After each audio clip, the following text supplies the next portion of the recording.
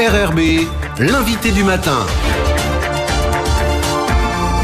Bonjour Jean-François Baudin. Bonjour Nicolas. Et en ce mercredi décembre, vous recevez le Père Roch Apikawa. Le vicaire général du diocèse de Nouméa, Père Apikawa, bonjour. Bonjour. Merci d'avoir accepté cette invitation alors que c'est aujourd'hui un jour un peu particulier pour les chrétiens. Nicolas vient de le rappeler, c'est le mercredi des cendres qui marque l'entrée dans cette période de carême.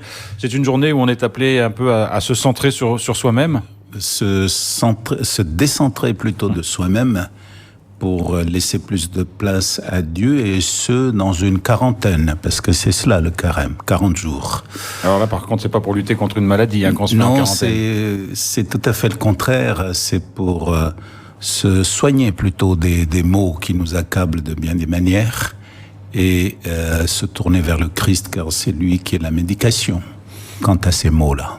Alors on peut avoir un peu, on va dire, de velléité de bien vivre ce carême en début. Ça dure 40 jours, c'est une longue période. C'est aussi une longue période. C'est aussi une sorte d'ascèse personnelle qu'il faut avoir pour tenir le rythme. Déjà commencer aujourd'hui et vivre le carême jour après jour.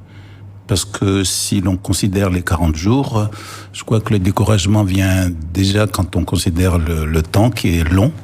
Mais la grâce du carême, c'est de prendre chaque jour, l'un après l'autre, et de le vivre non seulement avec le Seigneur, mais de se dire aussi, je ne suis pas tout seul dans ce chemin, d'autres chrétiens le sont avec moi.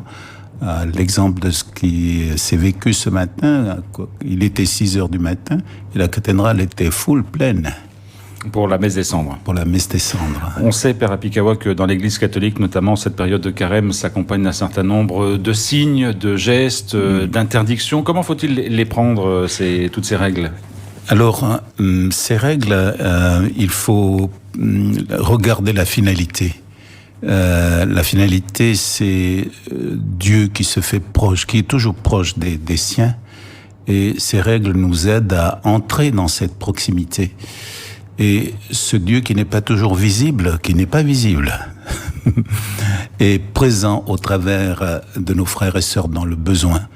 Et les gestes du partage sont des gestes majeurs pendant ce temps du carême, car le geste fait à un frère ou une sœur dans le besoin est un geste qui est fait à Dieu. C'est ce que Jésus dit dans l'évangile de Saint Matthieu au chapitre 25. Ce que vous aurez fait à l'un de ces petits qui sont les miens, c'est à moi que vous l'aurez fait. Alors, Père Apikawa, cette période de carême prépare la fête de Pâques, la fête de la résurrection, qui est, on le dit, la fête la plus importante de la foi chrétienne. Il faut avoir les yeux déjà tournés vers Pâques. C'est un peu compliqué de faire les deux à la fois. En fait, il faut même faire les trois. Regarder d'où l'on vient, vivre pleinement l'aujourd'hui, mais aussi avoir une ligne d'horizon un petit peu devant soi. Et pour nous chrétiens, c'est Pâques la résurrection du Seigneur, mais c'est Pâques la célébration de la vie et notre effort de faire que la vie ait du sens et de la qualité. Alors cette période liturgique, puisque c'est comme ça qu'on l'appelle, arrive dans un contexte un peu particulier en Calédonie. Les églises chrétiennes, puisque vous, Église catholique, avec les deux églises historiques protestantes de Nouvelle-Calédonie et la Ligue des droits de l'homme, avez lancé un appel à retrouver le chemin vers la paix la semaine dernière. Qu'est-ce qui vous a poussé à prendre cette initiative ? Avant de dire quoi que ce soit, je vais rendre à César ce qui est à César et saluer la Ligue des droits de l'homme qui est venue nous interpeller, nous les églises, pour que nous puissions faire cela. Et c'est ce que nous avons fait avec une grande volonté, c'est d'interpeller les Calédoniens là. On ne le fera pas toujours, parce que si on le fait souvent, ça veut dire qu'on n'a pas confiance. Ou que la parole va s'affadir. Voilà. Mais c'est surtout la manifestation d'un manque de confiance à celles et ceux qui sont issus des urnes et qui ont la responsabilité de faire de sorte que la vie soit... Alors on l'a fait là parce que, pour utiliser les mots de nos enfants aujourd'hui, les choses ont un peu bugué. C'est la fin de l'an dernier, ça se continue encore et on était inquiets de voir la situation. Et donc l'invitation tenait simplement à ce que nos responsables, mais aussi chacun de nous Calédoniens lambda, nous acceptions d'entrer en dialogue les uns avec les autres, et surtout qu'on se rende compte qu'on n'est pas seul sur le chemin. Il y a des hommes avec nous, des hommes et des femmes avec nous sur le chemin. C'est avec eux qu'il faut parler. Il a fallu aussi dépasser quelques petits antagonismes. C'est pas toujours simple entre les catholiques, les protestants et d'autres communautés. C'est aussi un signe d'unité. C'est un beau signe d'unité, et puis surtout, ça rappelle aux églises ce rôle de vigilance.